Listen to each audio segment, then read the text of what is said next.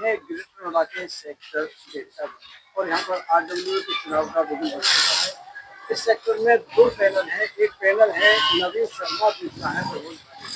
नवीन शर्मा जी जो है अध्यक्ष पद के प्रत्याशी हैं। शर्मा जी, हमारे दर्शकों के लिए बताइए, सेक्टर वासियों को क्या क्या विशेष परेशानी यहाँ का सामना यहाँ के जो सेक्टर वासियों को करना पड़ रहा है, क्या मुद्दे हैं?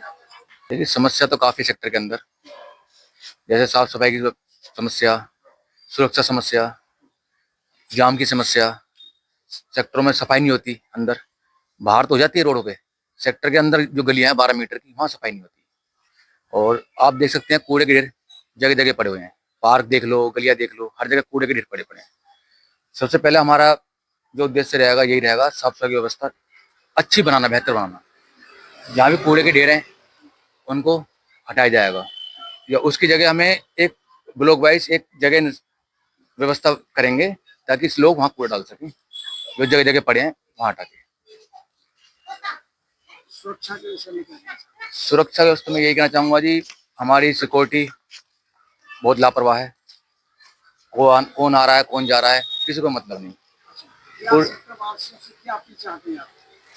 से अपील चाहते हैं, आपने अब तक सबको देख लिया है, इस बार हमारे नए पैनल को वोट दें।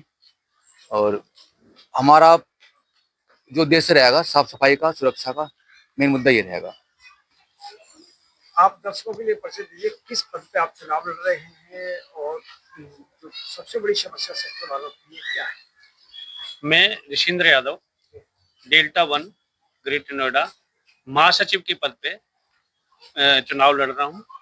और मैं डेल्टा 1 के सेक्टर वासियों से कहना चाहता हूं कि आने वाले समय में हमारी टीम मिलकर के काम करेगी और सभी सेक्टर वासियों को साथ में लेके काम करेंगे।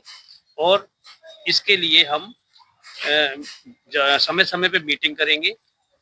महीने के 15 तारीख को हम इसकी मीटिंग किया करेंगे कमेटी के साथ, और 6 महीने के अंदर हम पूरे सेक्टर की जनरल बॉडी की मीटिंग किया करेंगे, जो सारी चीज का आय और व्यय दोनों दिखाएंगे और सेक्टर की जो समस्याएं हैं उन पे भी काम करेंगे।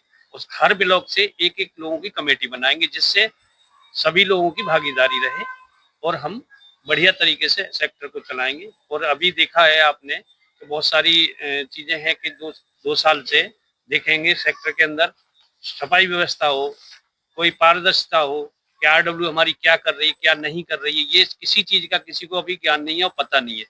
क्योंकि हमारे अभी जो आरडब्ल्यू 2 साल चलाई, इस आरडब्ल्यू में सिर्फ और सिर्फ वही काम किया गया है जो अपने फायदे का हो, क्योंकि लोगों को पता ही नहीं है कि क्या काम चल रहा है।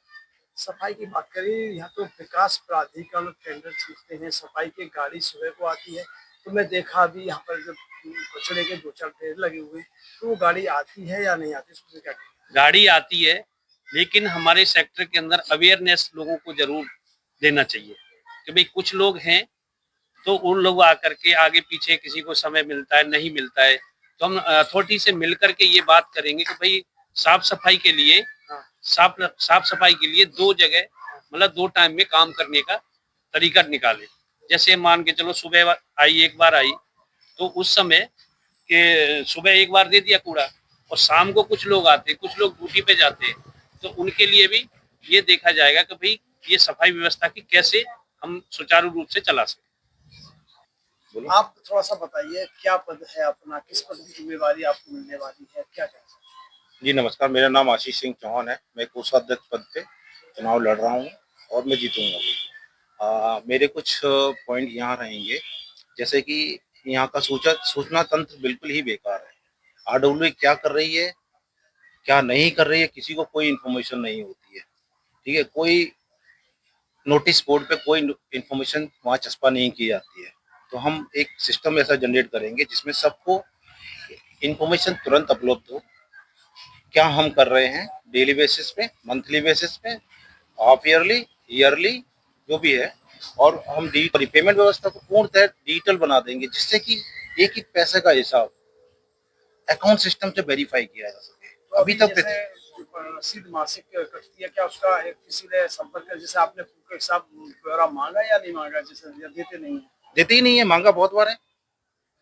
आज तक कोई व्यवस्था ऐसी व्यवस्थित नहीं की गई जिसमें उन्होंने हिसाब किताब दिया हो कभी पब्लिक को आके। बस 2 साल में आके एक रैंडमली बता दिया था इतनी इतनी आय हुई, इतना व्यय हुआ, खेल खत्म। उसके अलावा कोई इसके बाद अगर देखा जाए तो कोई ट्रांसपेरेंसी नहीं है कि पैसा कहाँ से आया, किस फॉर्मेट में किसको गया। यदि आपकी टीम जीतती है, आपका पैनल जीतता है, तो एक पारदर्शिता रहेगी कि एक जो सॉफ्टवेयर उसके द्वारा कोई भी क्लिक करेगा पूरा बिल्कुल, मैं उसको पूरा डिजिटल बना दूंगा। आप डिजिटल पेमेंट कर पाएंगे, जो भी इनकम जहाँ से भी होती है, जिसको भी पैसा देना होता है वो डिजिटल पेमेंट कर पाएगा यूपीआई के थ्रू।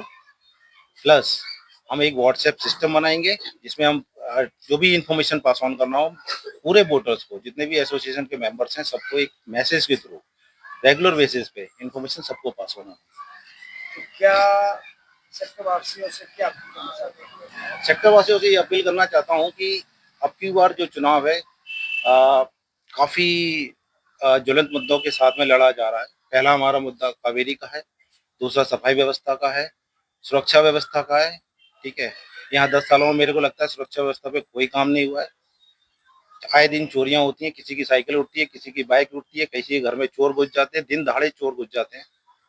कुछ भी आज तक इसके लिए कोई प्रावधान नहीं किया गया है। उसके लिए हम कोशिश कर रहे हैं कि ये डेल्टा फर्स्ट सेक्टर के अंदर एक चौकी की व्यवस्था भी की जाए। काफी सेक्टरों में बनी हुई है, बिल्कुल, हमने देखा है।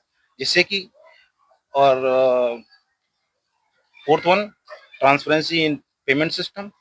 अभी तक हमारे सिस्टम में आरडब्ल्यू में ऐसा सिस्टम नहीं है कि कहाँ से पैसा आया कहाँ से गया, हम इसको टैली कर सके। ना ऑडिट होता है ना कुछ होता है, बस ओरली एक बता दिया था रजिस्टर में लिख के कि इतना पेमेंट आया इतना गया, खेल खत्म।